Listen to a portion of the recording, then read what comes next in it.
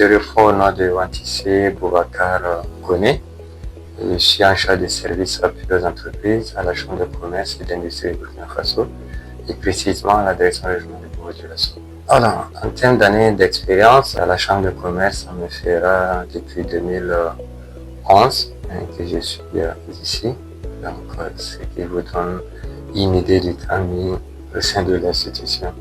Voilà, mais depuis 5 ans, je dirais, je suis en charge de l'appui aux entreprises. Alors, l'accompagnement en faveur des femmes s'inscrit dans l'accompagnement global que nous faisons en faveur des entreprises.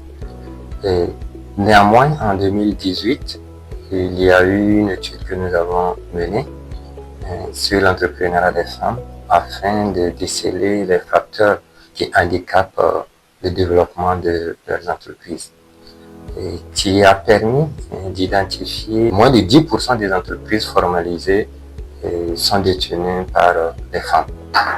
Donc à partir de ce constat, il y a un ensemble d'initiatives qui ont été développées afin d'accompagner les femmes, notamment les formations dans les domaines de l'entrepreneuriat et l'accompagnement à la formalisation. Et pour ce cas spécifique, je disais 10% de formalisation.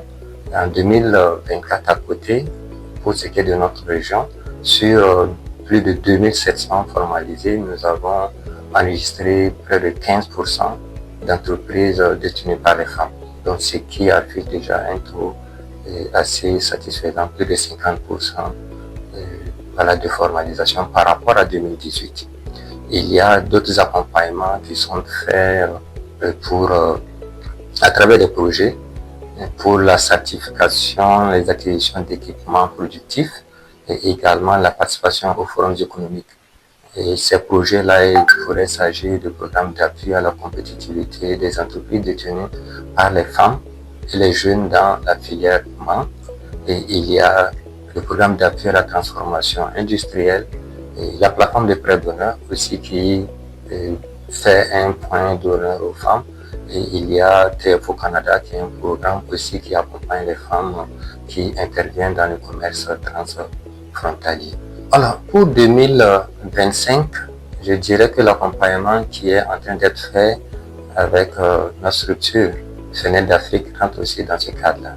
Donc, tout ce qui a été dit antérieurement pour accompagner l'entrepreneuriat des femmes se poursuit, mais il y a les initiatives, les projets aussi qui ont été développés qui vont être déroulés, parmi lesquels le programme d'appui, le projet d'appui à la compétitivité des entreprises qui interviennent dans la filière menthe.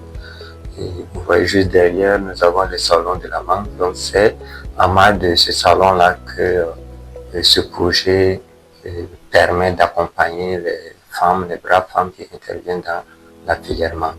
À côté de cela, bientôt nous serons dans le mois de mars.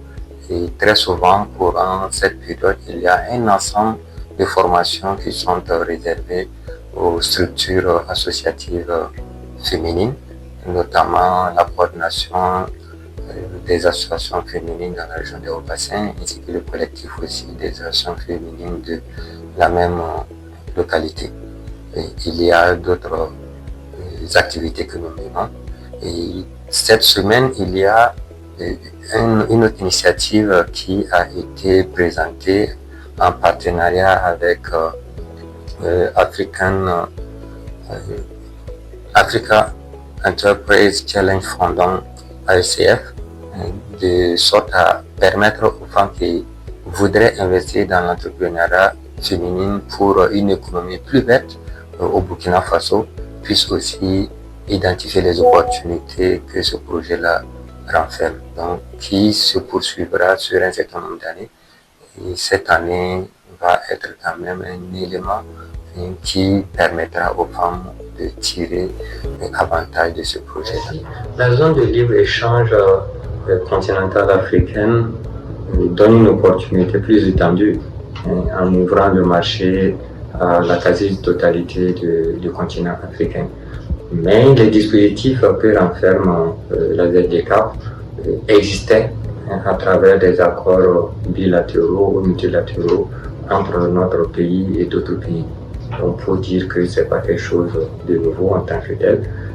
Des cas spécifiques, c'est ce que nous avions, je dirais, avec la CEDEAO, que nous appelons le schéma de libération des échanges.